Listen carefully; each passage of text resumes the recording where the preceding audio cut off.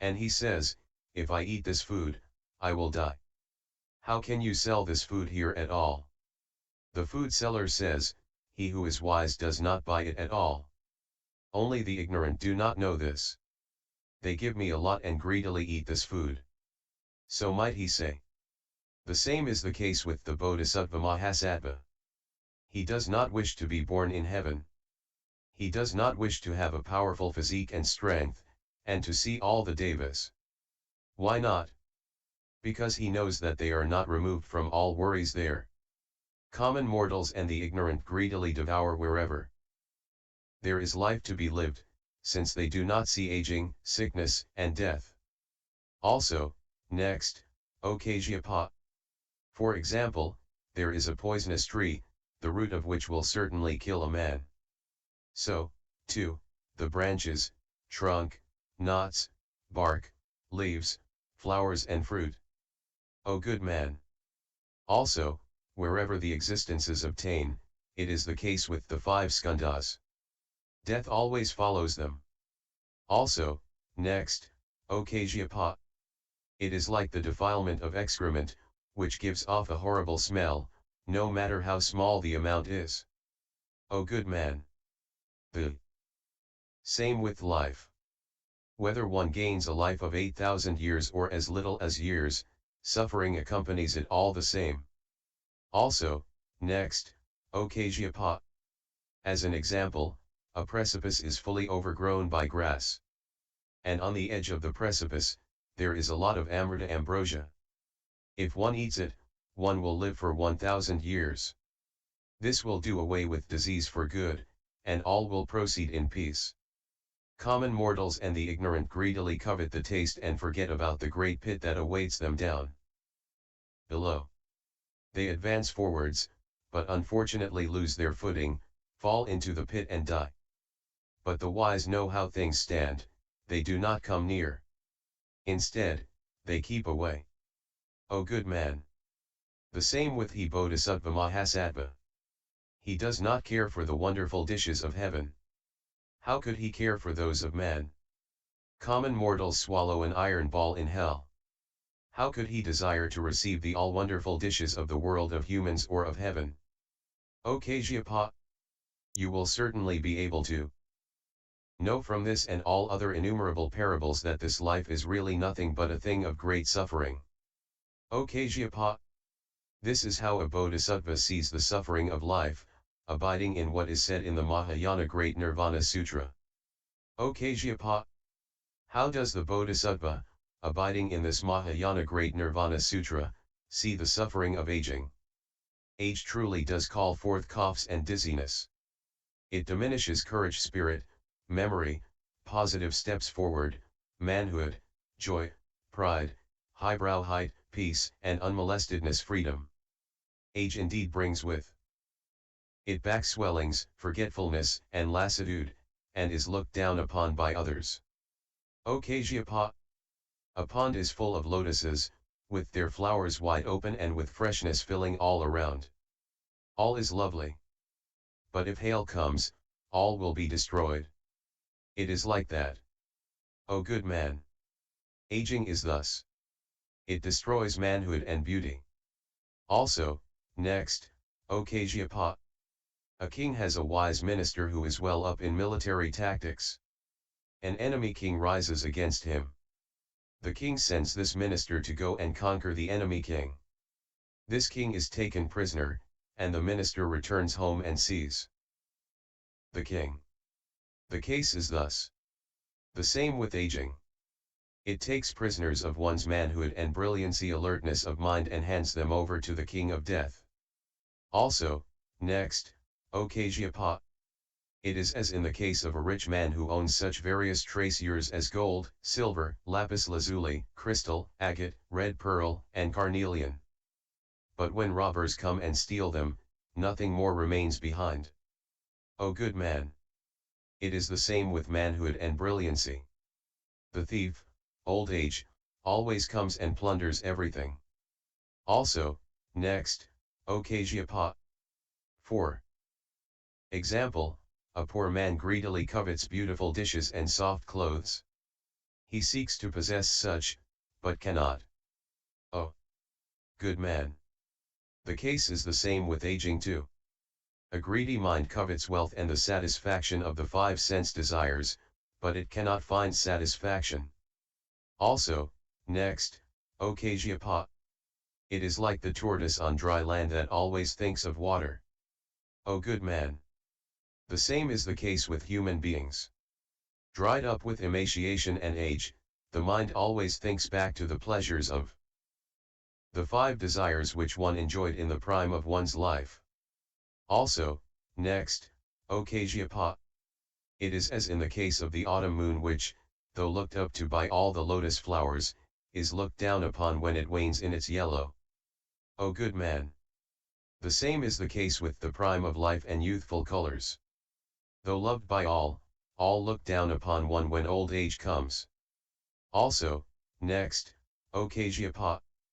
The same is the case with sugar cane. When it is pressed, what remains behind has no taste. The same regarding the prime of life and youthful colors. When old age presses down on one, nothing remains of the three tastes, which are, 1. The taste of renunciation, 2. The taste of recitation, and 3. The taste of dhyana meditation. Also, next, O Kasyapa. This is as in the case of a night of the full moon, when there is an abundance of light, but in the daytime there is not. O good man. The same with human beings. In the prime of life, one looks splendidly austere, one's form and face are rare and grand, but as one grows old, one becomes weaker and one's godliness of form dries up. Also, next, O Kasyapa. As an example, there is a king who governs the land with just law and reigns over his subjects. He is upright and honest, nothing about him is devious. He has compassion and loves to give.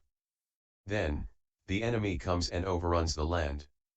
The king flees and goes to another country. The people of the other country see this and have pity and say, O great king! In days gone by, you reigned over a kingdom, basing yourself on right law and doing no crooked thing to anyone. How is it that you had to leave your country and come to this one? It is like this. O good man. The same with human beings. When age comes and one once gets broken down by it, one can only praise what obtained when one was in the prime of one's life. Also, next, O Kasyapa. It is, for example, like the wick of a lamp, which depends solely on grease and oil. When the grease and oil have gone, the power of the lamp does not endure long. The same with human beings. One depends on the oil of manhood. When the oil of manhood is spent, how long can the wick of weak old age give out light?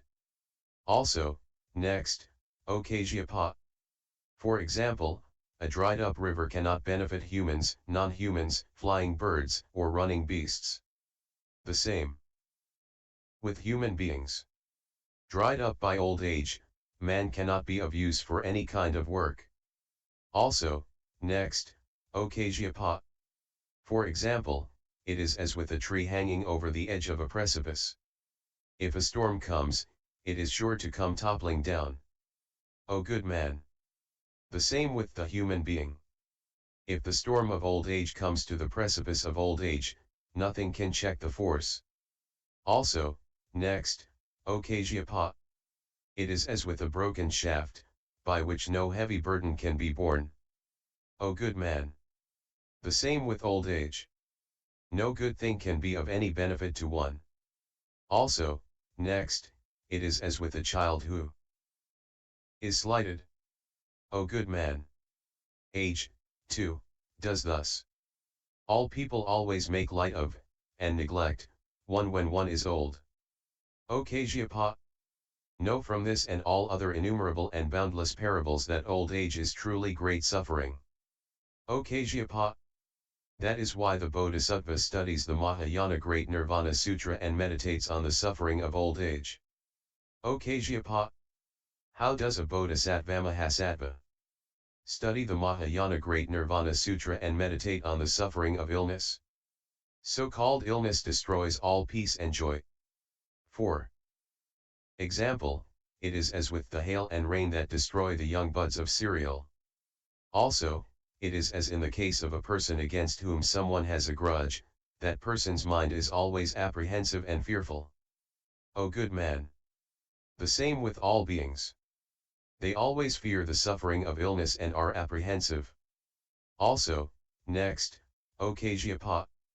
There is a man who looks glorious and austere. The king's consort, due to sensual desire, means to have him. Letters arrive, and pressed by her, he has intercourse with her.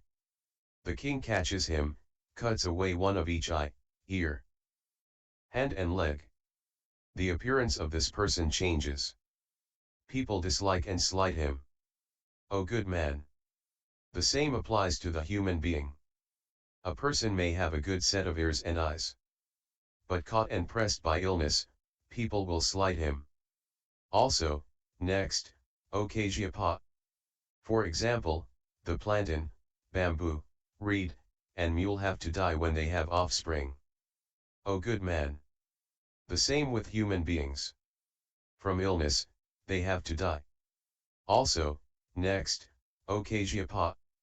The main body of soldiers and ministers of a Chakravartin always go in front and lead the way, and the Chakravartin follows.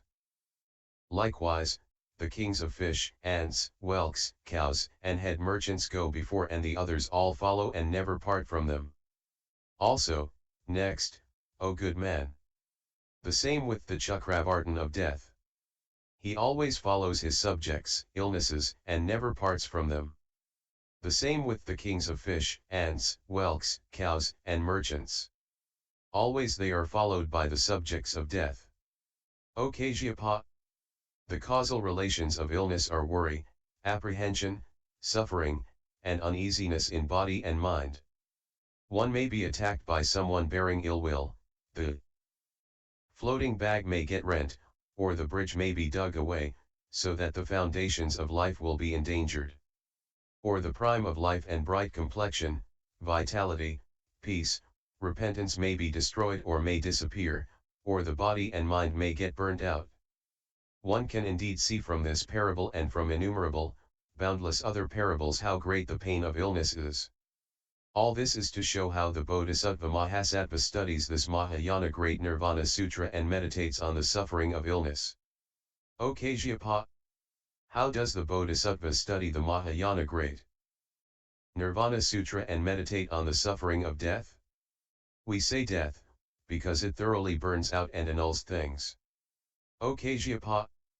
It is as when a fire burns out everything, except that it cannot exclude the second dhyana.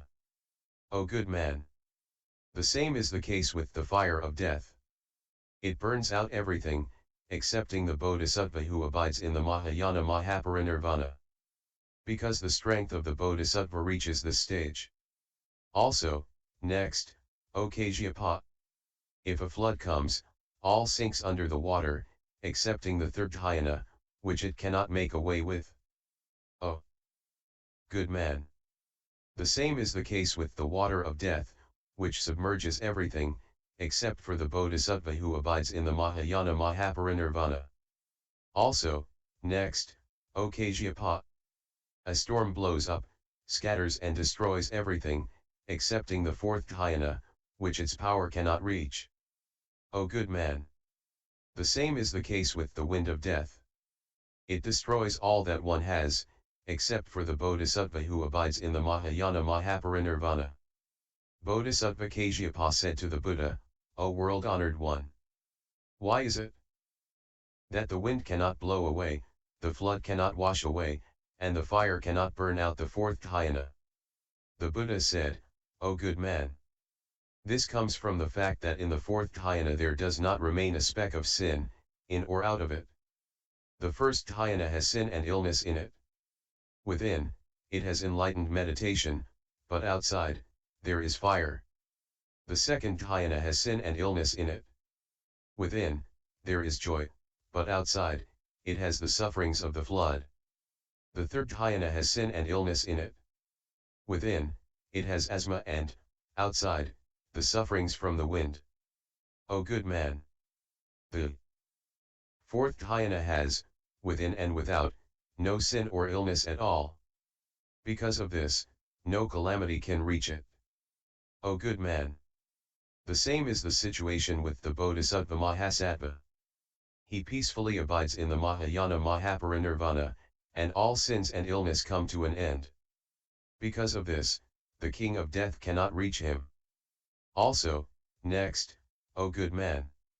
For example, the garuda indeed devours all nagas, fish, and all treasures such as gold and silver, except for the diamond. The same with the garuda of death. It indeed devours and does away with all beings, except for the Bodhisattva-mahasattva who abides in the Mahayana Mahaparinirvana, whom it cannot make away with. Also, next, for example, all grass and trees are swept down to the great sea if the volume of water increases in size and if the ravaging increases, except for the bitter willow and the willow, since these are soft and pliant. O good man. The same is the case with all beings. All follow and get into the sea of death, excepting the Bodhisattva who abides in the Mahayana Mahaparinirvana and whom it cannot do away with. Also, next, O Kasyapa. Narayana beats all wrestlers, except the great wind. Why? Because of unhinderedness. O good man. The same is the case with the Narayana of death. He indeed conquers all beings, except the Bodhisattva who abides in the Mahayana Mahaparinirvana. Why? Because of unhinderedness. Also, next, O Kasyapa. There is a person who deceives and feigns friendliness, though entertaining enmity. He always follows others, just as a shadow does its object, and looks for a chance to kill them. But the person to whom enmity is born is wary and stubborn, so that no opportunity for being killed is provided. O good man. The same is the case with the enemy of death. It always looks for a chance to kill beings, excepting the Bodhisattva-mahasattva who abides in the Mahayana Mahaparinirvana. Why? Because this Bodhisattva is not indolent. Also, next, O Kasyapa. For example, suddenly a great storm arises, carrying storm and rain of adamantine force, by which all medicinal trees, all trees, forests, sand, tiles, stones, gold, silver and beryl get crushed, except for the true treasure of the diamond. O good man. The same is the case with the adamantine rain of death. It wholly destroys beings, except for the Bodhisattva of adamantine mind who abides in the Mahayana Mahaparinirvana. Also, next, O Kasyapa. It is like the garuda that devours all nagas, excepting those who take refuge in the three treasures. O good man. The same is the case with the garuda of death that truly devours all innumerable beings, except the Bodhisattva who dwells in the three dhyanas. What are the three dhyanas?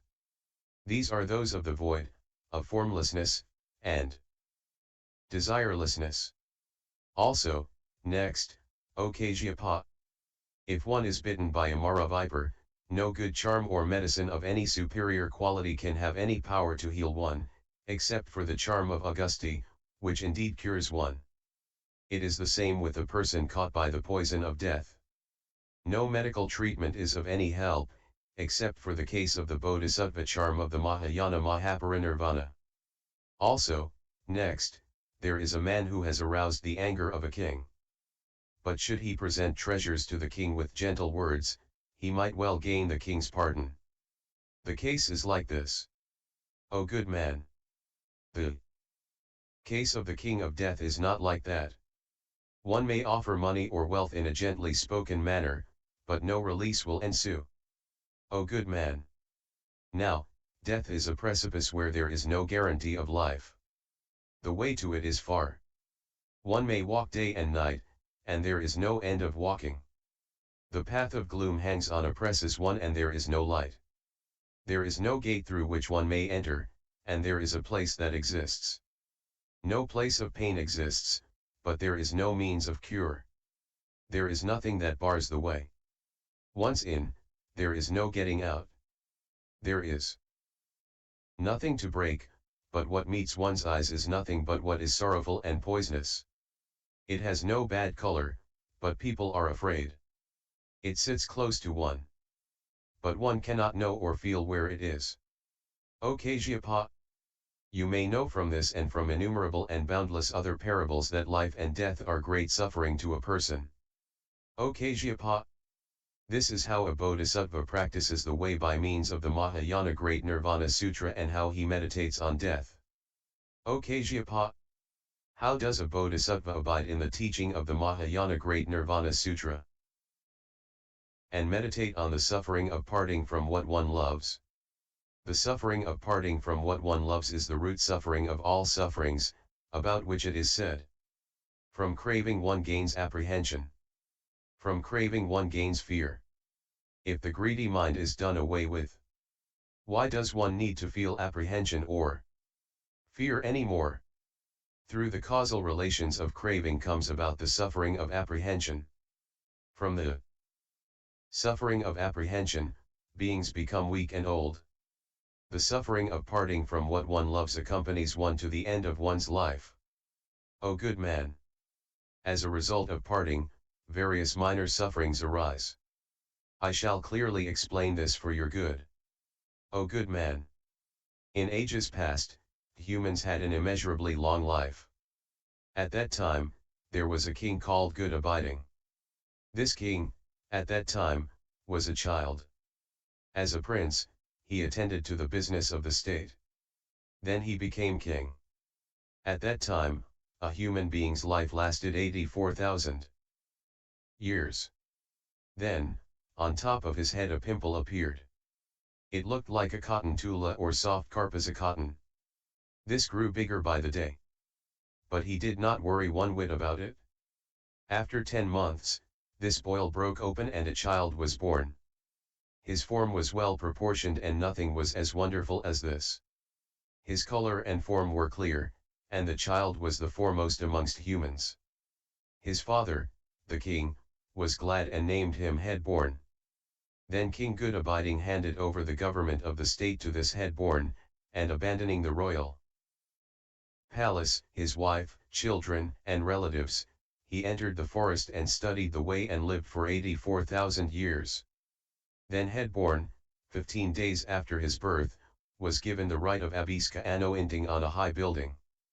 And to the east was the treasure wheel of gold, one of the 7 treasures which a Chakravartin is said to possess. The wheel had 1,000 spokes and was perfect in its hub. It was not one made by an artisan, but one that had come about naturally. The great king, Headborn, thought, in ages past, I heard what was said by a rishi who was accomplished in divine powers. If a Kshatriya king gets bathed baptized, receives the rite of purification on top of a high building, if the number of spokes of the golden wheel is not one too few, and if the hub is correctly set, and if it is not one made by an artisan, but one arisen naturally, one may know that this indicates a king who will become a Chakravartin. He also said to himself, I shall now try it out. I shall hold the wheel in my left hand, and my right hand will hold the incense burner, and I shall place my right knee on the ground and take my vows.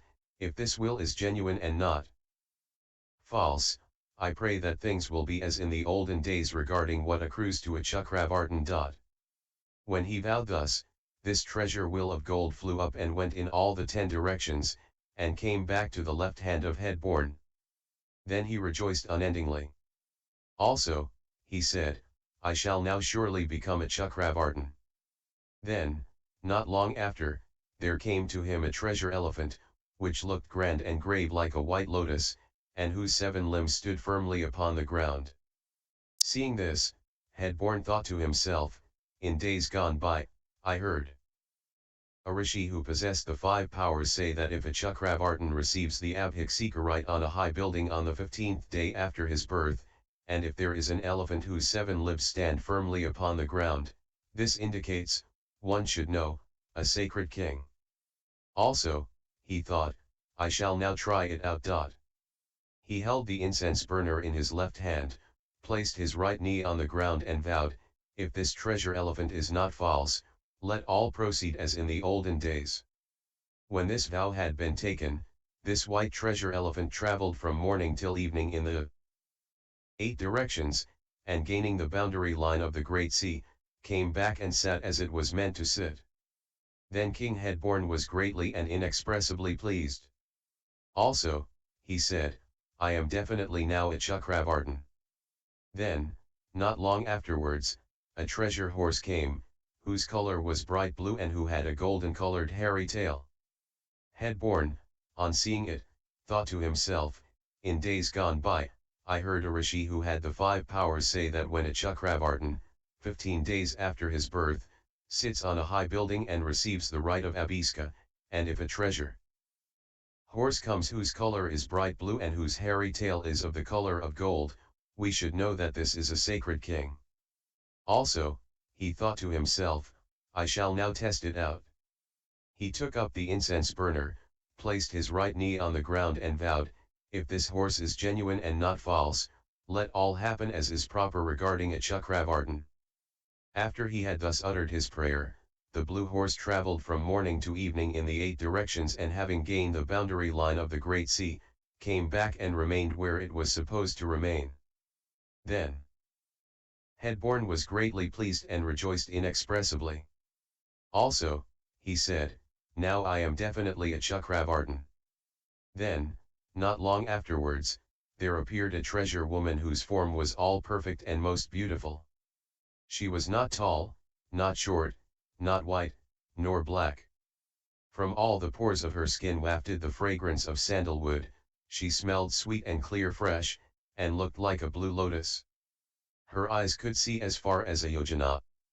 The same with her ears' hearing ability and her nose's smelling power. Her tongue was so big that, when it stretched out, it thoroughly covered her face. Her form and color were delicate as leaves of copper. Her mind and consciousness were transparent, and she had great wisdom. Always gentle were the words which she spoke to all beings. When this woman's hand touched the king's robes, it could see through the course of illness whether illness was present and what the king was thinking. Then Headborn again thought, if this woman can read the king's mind, this is a treasure woman. Then, not long after, there appeared a mani jewel, gem which was of pure blue beryl. It resembled the hub of a wheel, and in the gloom its radiance extended for 1 yojana in distance. If it happened to rain cats and dogs, the power of that mani was so great that it could well have served as a parasol and covered a space 1 yojana in extent, and not a drop of the heavy rain would have passed through. Then Headborn thought to himself, if the Chakravartin obtains this mani, this is the sign of a sacred emperor. Then, not long afterwards, there spontaneously appeared a treasure minister, whose wealth was so great that it could not be counted. His storehouse was full and was lacking in nothing.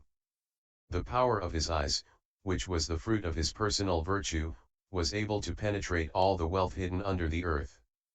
Whatever the king desired to have, the minister could answer his need. Headborn again resolved to test things out. He sailed forth on a boat in the sea and said to the treasure minister, I now desire to have something rare. The minister stirred up the surface of the water with both his hands. The 10 tips of his fingers then held all sorts of treasure. Presenting these to the king, he said, please use these as you will and throw away what is left over. Headborn was delighted and rejoiced inexpressibly. And he thought to himself, I now surely am a Chakravartin. And not long after that, there spontaneously appeared an army general. He was brave and strong and preeminent in tactics, knowing well the 4 armies, the 4 military forces of 1, elephants, 2, horses, 3, chariots, and 4, infantry. Should there be anyone who could stand battle, this was shown to the holy king, one not worthy of it was made to draw back and not to come near, attack, any. Not yet conquered was conquered, anyone already conquered was well protected. Then Headborn thought to himself, if this general possesses the treasure of military prowess, I must certainly be a Chakravartin. Then the Chakravartin, Headborn, spoke to his ministers, "You should know that this Jambudvipa is peaceful and prosperous. I now have the 7 treasures and 1,000 sons. What more should I do?" All the ministers answered, "Yes, indeed, O great king." Purvavidha, i.e., one of the 4 lands of the Sumera cosmos, the one which is situated to the east is not yet at peace. You should now go there. Then the king flew through the air to Purvavidha with all his retinue of 7 treasures. The people of that land were glad and became his subjects. And he said to his ministers, "Jambudvipa and Purvavidha are at peace, prosperous and vigorous. All has been subjugated. The 7 treasures are perfect and the 1,000 children are full complete. What more do I need to do?" All the ministers answered, "Yes, indeed, O great king. Aparagodaniya, i.e. a land to the west of Mount Sumeru, is not yet under your banner."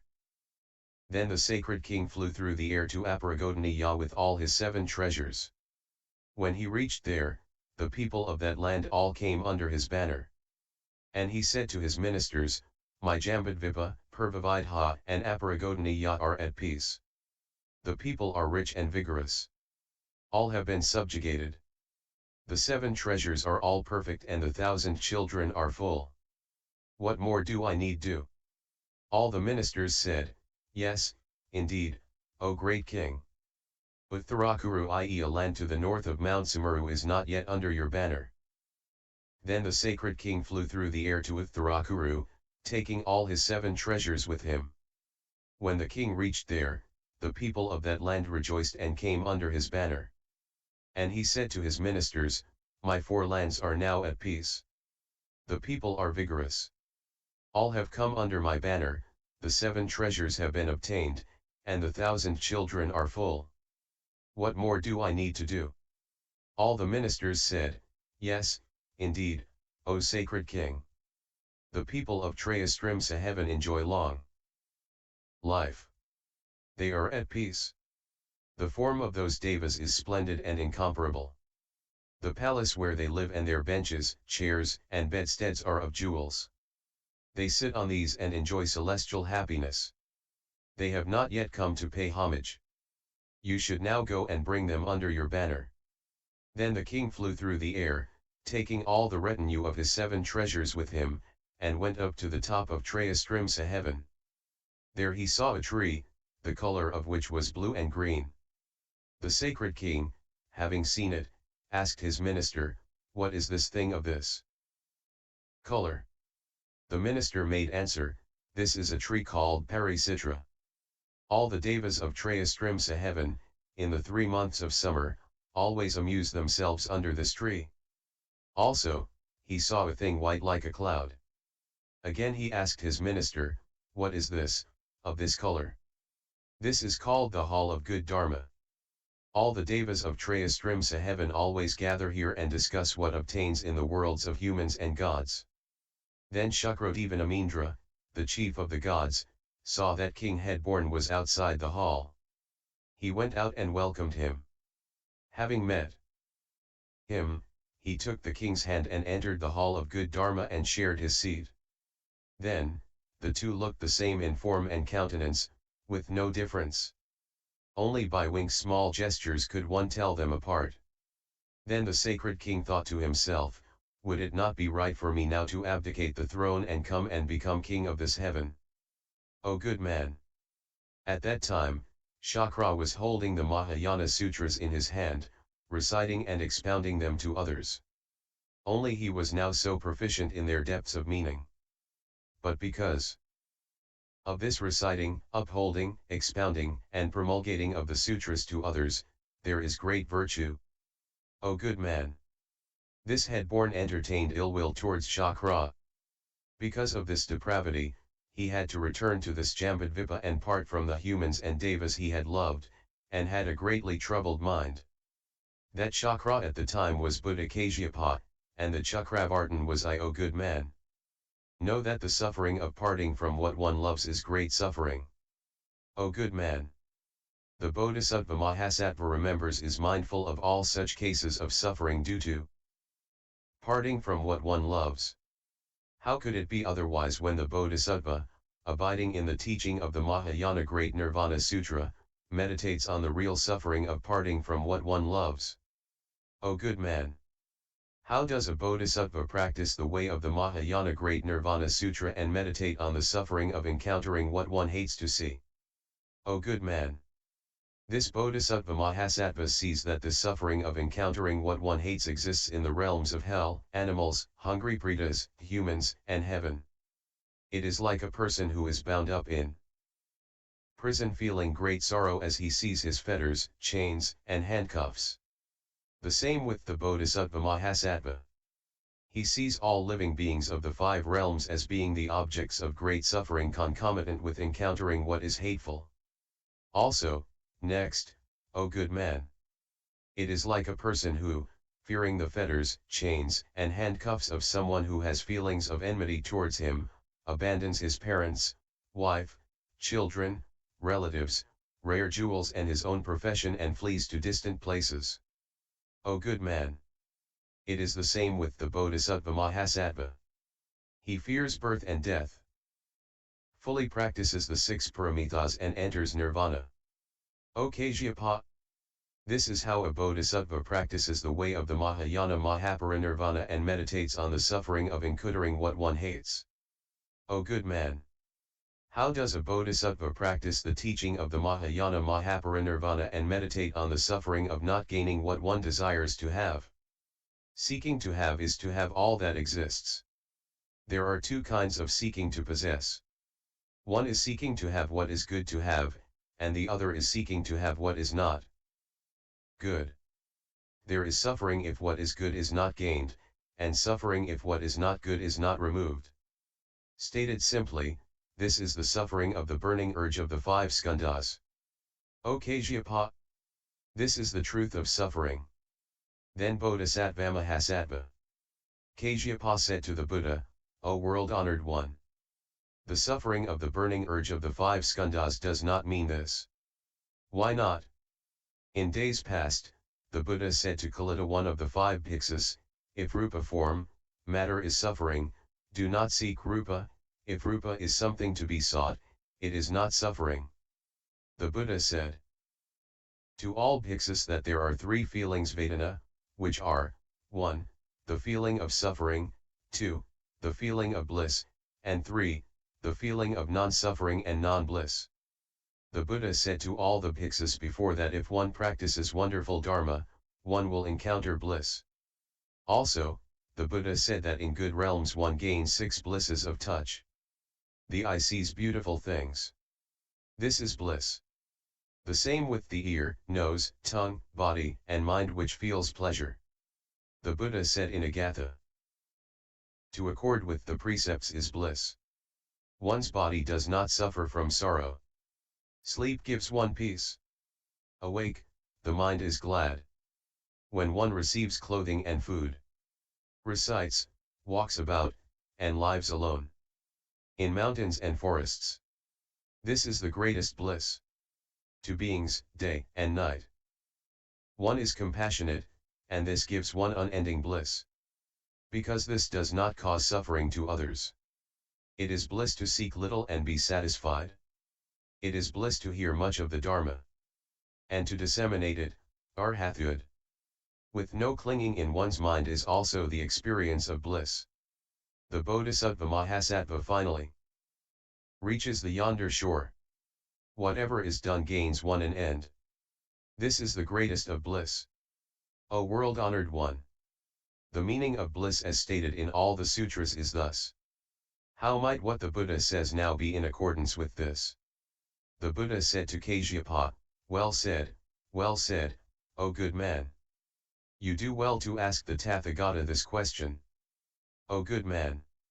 All beings, even when in the deepest depths of suffering, willingly entertain the thought of bliss.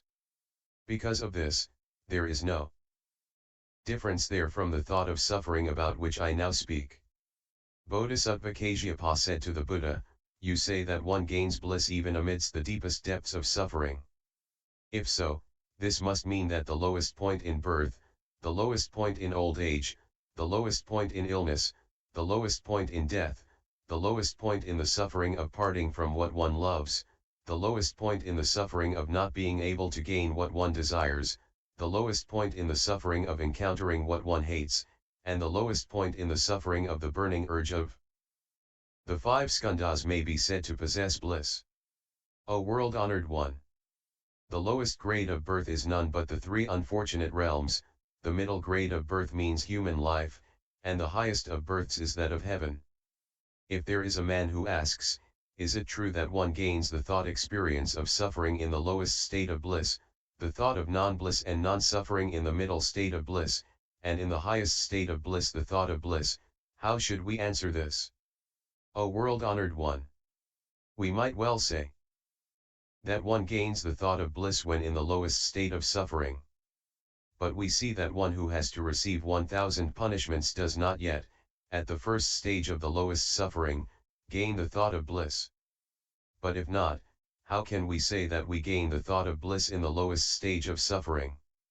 The Buddha said to Kasyapa, it is thus, it is thus. It is just as you say. Because of this, there can be no occasion on which there comes about the thought of bliss. Why not?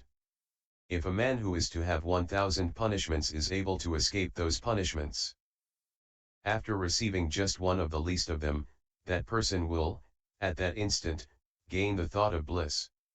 Hence, we should know that the thought of bliss arises in circumstances in which there is no ground for it. Kasyapa said, O world-honored one! That person does not gain the thought of bliss in the lowest state of suffering. It is from emancipation that he gains the thought of bliss. O Kasyapa! Because of this, in times gone by, I spoke about the bliss of the five skandhas to Kalita. It was true, not false. O Kasyapa! There are three feelings: 1. The feeling of bliss, 2. The feeling of suffering, and 3. The feeling of non-suffering and non-bliss. The three sufferings are, 1. Suffering bodily pain, 2. Suffering of what is made suffering arising out of phenomena changing, and 3. Suffering of disintegration mental pain caused by destruction. O good man! The feeling of suffering is based on these three sufferings, which are those of suffering, the suffering of what is made, and the suffering of disintegration. The other two feelings are the suffering of what is made and the suffering of disintegration. O good man!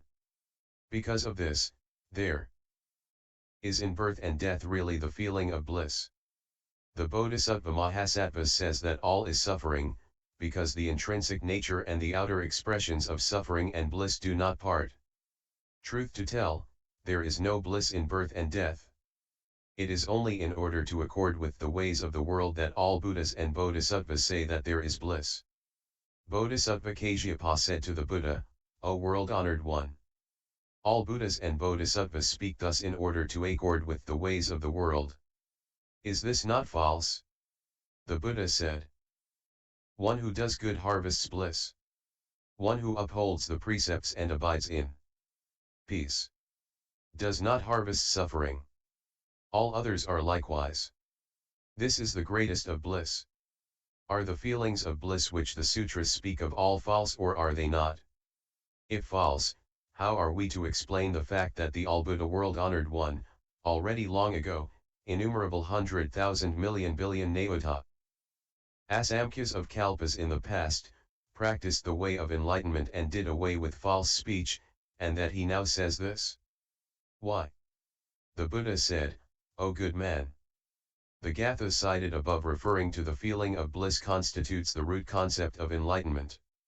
Also, it well nurtures unsurpassed enlightenment over a long course. That is why the phases of bliss are spoken about in the sutras. O good man! For example, what supports life forms all the causes of bliss. So, we say bliss. These are such as female beauty, abandoning oneself to intoxicating drinks, beautiful dishes and sweets, drinking water when thirsty, and having fire when cold, clothing, necklaces, elephants, horses, vehicles, servants, pages, gold, silver, beryl, coral, pearls, storehouses, and rice. All such things that pertain to the world form the cause of bliss. This is bliss. O good man! But even such things can call forth suffering, too. From a female, a man's suffering comes about. Apprehension, sorrow, weeping, loss of life, intoxicating drinks, sweets, and storehouses do also call forth suffering. Because of this, all is suffering, there can be no phase of bliss. O good man! The Bodhisattva-mahasattva takes it that the 8 sufferings possess no suffering. O good man! All Sravakas and Pratyekabuddhas do not know the cause of bliss. To such persons, he the Tathagata says that the lowest of suffering also contains a phase of bliss. Only the Bodhisattva, abiding in the Mahayana Mahaparinirvana, is able to know the causes of suffering and bliss. YouTube video Buddhist Sutras https://www.youtube.com/user/lich1299/playlists. And NIV 19.